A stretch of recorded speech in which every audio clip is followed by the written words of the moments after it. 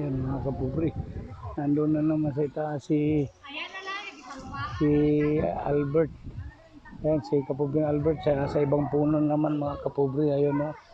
Ayun o siya o. Kasi babo ng puno. Ayun, makita siya sa pinakadulo na. Ganun na mga kapobre. Ayan siya. Nasa itaas po. Ayan. Siya, nandun siya sa pinakatuktok ng puno. Nakahanap ng buko. Yun. Nahanap niya, nahirapan siya sa kulang na buko hanggang ngayon. Hindi mabubuo kasi kulang pa ng 3. Na-order nila ni Kapobreng Gado. Ayun. Bumaba na siya mga kapobre. Wala siyang nakita. Nahirapan siya. 4 na niyog ng inakita niya mga kapobre. Kadalasan nakukuha niya yung ungol. Yun.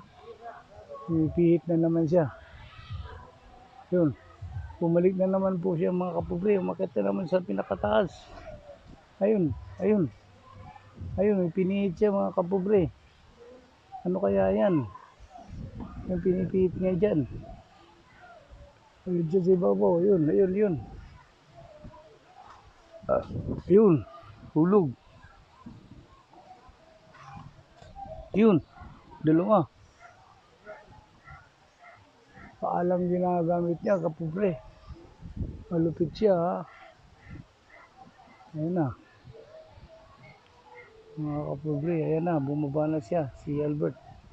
Ayan na po. Mga happy viewing po sa lahat dyan. Sa ating mga kasamaan dyan sa Panalangin.